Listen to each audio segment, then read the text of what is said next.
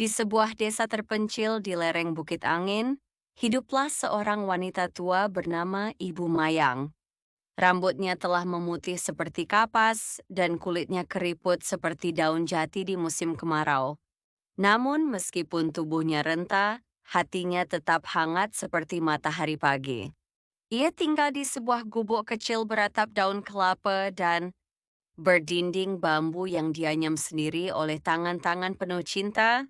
Ibu Mayang hidup bersama putra semata wayangnya, seorang anak laki-laki bernama Ardan. Ardan adalah anak yang tampan, dengan mata hitam berkilau seperti batu obsidian, dan rambut ikal yang selalu disisir rapi oleh ibunya setiap pagi. Ia dikenal oleh seluruh warga desa sebagai anak yang rajin dan kuat, namun juga memiliki sifat keras kepala yang sulit ditundukkan. Itcha Salperbait sepeluas matahari sepenuhnya muncul dari balik perbukitan, Ardan akan membantu ibunya menimba air dari mata air di hutan, membersihkan halaman rumah, dan membawa hasil kebun ke pasar yang terletak jauh di bawah bukit. Sementara itu, Ibu Mayang akan menyiapkan bekal nasi jagung dan sambal terasi kesukaan anaknya. Suatu hari, saat Ardan pulang dari pasar, ia duduk termenung di bawah pohon beringin tua di dekat rumah. Ia memandangi langit yang biru tanpa awan, dan di matanya tampak kerinduan yang dalam. Ibu Mayang menghampirinya dengan perlahan sambil membawa segelas air hangat. "Kenapa kau tampak murung, anakku?" tanya Ibu Mayang sambil duduk di samping Ardan. "Ambu," jawab Ardan dengan suara pelan. "Mengapa hidup kita selalu seperti ini? Mengapa aku harus menjual sayuran di pasar setiap hari? Mengapa aku tidak bisa seperti pemuda kota yang hidup enak, memakai pakaian bagus dan naik kuda mewah?" Ibu Mayang terdiam. Ia tahu saat ini Naka datang. Ia tahu bahwa putranya mulai melihat dunia di luar Bukit Angin. Ia menarik napas dalam dan berkata, "Ardan, hidup sederhana bukan berarti hidup yang hina. Yang penting adalah hati yang bersih dan tangan yang jujur."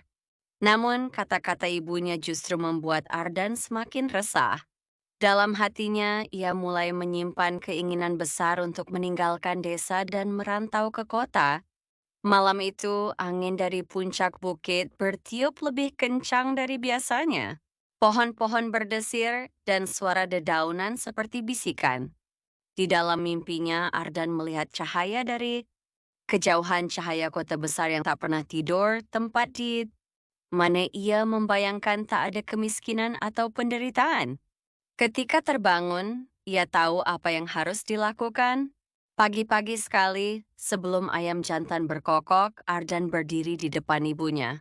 Ia membawa bungkusan kecil berisi pakaian dan wajahnya tampak tegas. "Bu, izinkan aku pergi ke kota. Aku ingin mencari nasib. Aku ingin menjadi orang besar." Ibu Mayang memegangi tangan anaknya, air matanya mulai jatuh tanpa ia sadari. "Ardan, kau belum tahu dunia luar. Kota bisa kejam. Tapi jika itu keinginanmu, bawalah ini." Ia menyerahkan sehelai kain kecil yang dijahit sendiri, berisi doa dan benih padi. "Kalau engkau susah, buka ini. Dan ingat, jangan lupakan ibumu." Dengan pelukan terakhir, Ardan pun melangkah pergi meninggalkan Bukit Angin tanpa menoleh ke belakang. Perjalanan Ardan menuju kota bukanlah perjalanan yang mudah. Ia harus menuruni lereng curam, menyusuri sungai berbatu, dan melewati hutan yang belum pernah ia lalui sebelumnya. Tapi semangatnya tidak pernah surut. Di benaknya hanya ada satu tujuan: sukses, kekayaan, dan kehidupan yang lebih respect dari yang pernah ia bayangkan di Bukit Angin. Setelah berjalan selama 3 hari, Ardan tiba di pinggiran kota. Ia melihat jalan-jalan besar yang dilapisi batu, rumah-rumah, beratap genteng, dan orang-orang mengenakan pakaian bagus. Ia terpana melihat kereta kuda berlalu lalang dan toko-toko yang menjual segala macam barang. Aroma roti manis dan sate ayam memenuhi udara. Ini adalah dunia yang selama ini hanya ada dalam mimpinya. Namun kenyataan tak selalu seperti bayangan. Tanpa uang dan tempat tinggal, Ardan harus tidur di emper toko dan makan dari sisa-sisa yang diberikan orang. Beberapa hari pertama ia bertahan dengan menjual tenaganya sebagai pemikul air dan pembersih kandang. Tubuhnya lelah, tangannya penuh lecet, dan perutnya sering kosong. Suatu malam, saat ia duduk di tangga batu dekat pasar malam, seorang pria tua mendekatinya. Pria itu berpakaian sederhana, namun sorot matanya tajam. "Anak muda kau bukan dari sini, ya?" tanyanya. Ardan mengangguk pelan. "Saya dari desa di utara, Pak. Saya datang untuk mencari hidup yang lebih baik." Pria itu tersenyum. "Namaku Parano. Aku memiliki bengkel kayu kecil di ujung gang. Jika kau mau bekerja keras, aku bisa memberimu tempat tidur dan makan." Ardan mengangguk penuh syukur. Hari-hari berikutnya, ia bekerja bersama Pak Ranu, belajar memahat, mengamplas, dan merangkai kayu menjadi meja, kursi, bahkan ukiran. Ia mulai dikenal sebagai anak muda yang cekatan dan tangkas. Tak lama, namanya mulai terdengar di kalangan pedagang kota. Ya, namun seiring berjalannya waktu, kekaguman berubah menjadi kesombongan.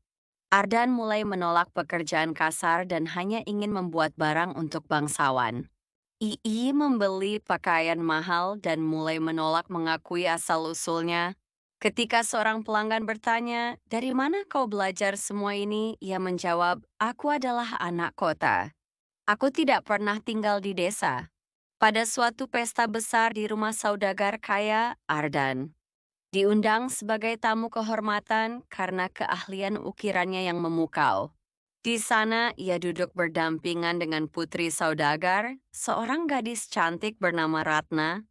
Ia tertawa, menikmati anggur, dan berbicara dengan nada tinggi tentang kesuksesan dan kejayaannya. Tiba-tiba, seorang wanita tua berpakaian lusuh masuk ke halaman pesta. Wajahnya dibakar matahari, bajunya penuh tambalan, namun sorot matanya lembut. Ia membawa sehelai kain kecil yang sudah kusut. "Ardan, anakku, kaukah itu?" Suaranya gemetar. Ya, semua mata tertuju pada wanita tua itu dan pada Ardan. Ia mematung. Di depan matanya adalah Ibu Mayang, ibunya yang telah menempuh perjalanan jauh hanya untuk melihat putranya. Namun yang terjadi sungguh mengejutkan. Ardan berdiri, menatap ibunya dari ujung kepala sampai kaki. Lalu dengan suara keras, ia berkata, "Saya tidak kenal wanita ini. Pengawal, usir dia dari sini.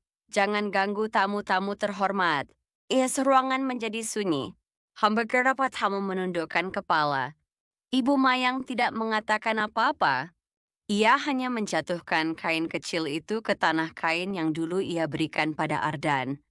Lalu ia berbalik dan berjalan perlahan meninggalkan pesta, matanya berkaca-kaca. Langit mendung, angin bertiup kencang, remam itu suara guntur mengguncang kota. Keesokan harinya, kota dilanda hujan deras yang tidak berhenti. Air meluap dari sungai, membanjiri pasar, dan merobohkan tenda-tenda pedagang. Orang-orang panik, jalanan terendam lumpur, dan langit tetap kelam selama berhari-hari. Tak seorang pun menyadari bahwa badai itu bukan badai biasa. Sementara itu, Ardan merasa gelisah. Sejak malam pesta itu, ia minano bisa tidur. Setiap kali ia memejamkan mata, ia melihat wajah ibunya mata yang penuh harapan dan luka, tangan yang dulu membelainya, dan kain kecil yang sekarang telah hilang entah kemana. Ia mencoba melupakan, tapi semakin ia mencoba, semakin mimpinya dipenuhi suara, "Anakku, apakah kau sudah kelupa janjimu?" Pada malam ketiga setelah badai, Ardan berjalan sendirian ke bengkel Pak Ranu yang telah kosong karena banjir. Di sanalah ia menemukan sesuatu yang terdampar di pojok ruangan kain kecil kusut, basah tapi tetap utuh. Itcher mengambilnya dengan tangan gemetar. Di dalamnya benih padi masih terbungkus kain kasa, tak berubah sedikit pun. Tangis Ardan pecah. "Aku anak durhaka," bisiknya. Hari ke-7 ia tinggalkan quarter dan berjalan kembali ke Bukit Angin. Nah, hujan menyambutnya sepanjang perjalanan. Jalanan becek, tubuhnya lelah, dan makanan pun hampir tak ada. Tapi ia terus berjalan. Nah, dalam benaknya hanya satu hal kembali pada ibunya. Namun saat Arya tiba di desa, semua terasa asing. Gubuk ibunya sudah tak ada. Warga mengatakan bahwa Ibu Mayang telah pergi ke hutan, tak pernah kembali. Adan mencari selama berhari-hari. Ia menyusuri setiap jalan setapak, menanyakan pada setiap orang tua, menatap setiap bayangan yang muncul di balik pepohonan. Sampai akhirnya di tengah hutan di bawah pohon besar tempat mereka biasa menimba air dulu, ia menemukan batu kecil berbentuk hati. Di atasnya terukir tulisan, untuk Ardan. Disinilah ibu menunggu.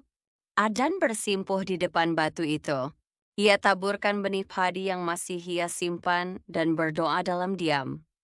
Hujan turun pelan, seperti pelukan langit. Tanah mulai bergetar lembut, dan dari tempat benih itu ditaburkan, tumbuh padi muda yang bercahaya. Sejak saat itu, setiap musim panen, tanah di sekitar Bukit Angin menghasilkan padi paling harum di seluruh negeri. Warga percaya itu adalah hadiah dari Ibu Mayang Ibu yang tak pernah berhenti mencintai anaknya meski dilupakan. Adan tidak pernah kembali ke kota. Ia tinggal di desa, menjadi penjaga bukit, merawat tanah. Ia sedang mengajarkan anak-anak tentang arti kesetiaan dan penyesalan. Ia dikenal bukan sebagai pemat, bukan sebagai pemuda kaya, tapi sebagai anak dari Bukit Angin yang belajar mencintai kembali. Dan cerita tentang Ardan dan Ibu Mayang terus diceritakan dari generasi ke generasi. Setiap anak di desa tahu jangan pernah melupakan dari mana kau berasal. Ya, jangan pernah abaikan cinta seorang ibu. Yang karena kadang yang terlihat sederhana, menyimpan kekuatan yang bisa menyelamatkan dunia.